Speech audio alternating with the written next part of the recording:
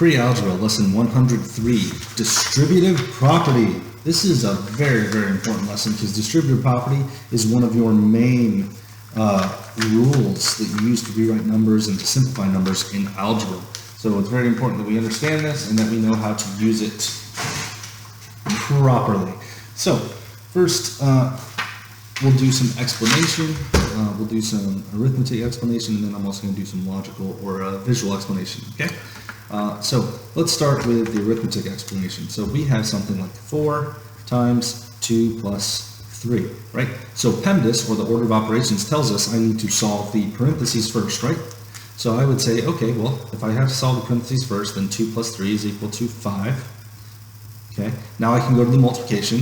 4 times 5 gives me 20. Okay, so my final answer would be 20. Now, what distributive property says is that if you have a number being multiplied by a parenthetical number with multiple terms, meaning they're separated by plus and minus signs, what I can do instead of doing this way is I can just immediately multiply the 4 by both of these numbers. So instead of doing the addition first, I can multiply first. And so what this does is it changes this parenthetical statement into 4 times 2, which is 8, and then 4 times 3, which is 12. So it changes it into 8 plus 12. So that's what distributive property does. This 4 distributes to each number that's separated by plus or minus signs. So 4 distributes to 2, making 8, 4 distributes to 3, making 12, and the plus and minus sign stays the same. Once I've distributed, the parentheses are gone, and I can now add, and I get that 8 plus 12 equals 20. So arithmetically, we see we get the same answers. Now let's talk about this logically, because if you remember way back in the first quarter, I usually try to tell every class multiplication is a lot like an area problem, right? So for example, this multiplication problem, this 4 times 5, that's a lot like, if you were to visualize it, having a line length of 4 times a line length of 5, right? And if I were to find the area of that shape, that would give me 20 units, right? So we can think of multiplication as areas. Now, what if we did that here? Oh, the other thing is we also have to think of parenthetical statements as one number or one idea. So what if we did that here with the 4 times 2 plus 3? Well, I'll rewrite it down here again. We've got 4 times 2 plus 3. Let's rewrite this as it were a geometric problem, or if it were a rectangle, right? So I'll make that the blue side. This will be the red side.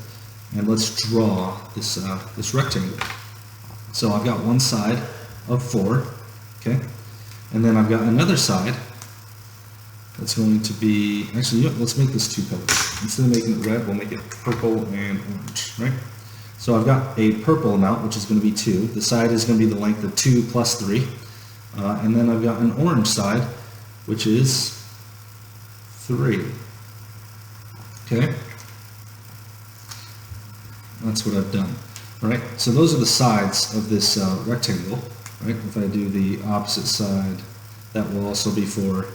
And then the opposite sides here will also be 3 and 2. So now I've got 2 and 2, 3 and 3. And they're in a plus sign and parentheses, right? Now, if we remember, we learned about how to find the area of funny shapes, and we learned that I can add the area of funny shapes. So what if I separated this along that middle line, right? Where it's now, instead of it being one rectangle, it's now 2, right? I've got the rectangle of 4 size 2, also got the rectangle of 4 size 3. So what I can do is I can multiply 4 times 2, and this area is 8. And then if I did 4 times 3, this area would be 12. So if I wanted to find the area of the whole rectangle, I would just add 8 and 12, and that would give me an area of 20 units, which is the same thing that we see up here. So this is logically how distributive property works. Or if you want to view it another way, you could also try to view it like this. Like, let's say we've got a funny shaped rectangle like this, right? Let's say this side is 4, this side is 4, this side is 2, and this side is 3. And if I were to cut this into two shapes, I would do 4 times 2, which would give me 8, 4 times 3, which would give me 12, right? There's a lot of different ways we can view this, and then I'd have to do 8 plus 12, which would give me 20 units, okay? So this is the understanding the logical step of how distributive property works. Now the question is, why in the world would I ever need to do this when I could just, you know, I could just add them and then get an answer? Well, let me show you the reason why. We are going to now have problems that look like this, right? Now the problem with these is I can't add 3x squared and 2x. They're not like terms. They have different exponents. So those numbers can't be added. Same over here, 2 and x. Those are not like terms either. I can't add those. And then over here, y, x, and 4. Can't add those, not like terms. So instead of actually solving the area and getting an exact answer like 20, we're going to do our algebra simplification, or rewriting the numbers best we can. So let's go ahead and do one of these examples. Let's say I have, let's say I've got 4 times parentheses x plus y, right? I can't possibly add x and y, but I can use distributive property to rewrite it as simply as possible. So I multiply 4 by x, and I end up with 4x. I copy the plus sign, 4 times y gives me 4y, and that is my final answer. That's as simple as I can make the problem. All right. Now let's do we'll do one more example. We'll do 2 more examples so we can try to get through some of these difficult problems. So let's say I've got 4 times 2y plus x minus 8. Oh no, now there's 3 terms in the parentheses. That's okay. No matter how scary the problem looks, the rules do not change. So now I'll do 4 times 2y. That gives me 8y.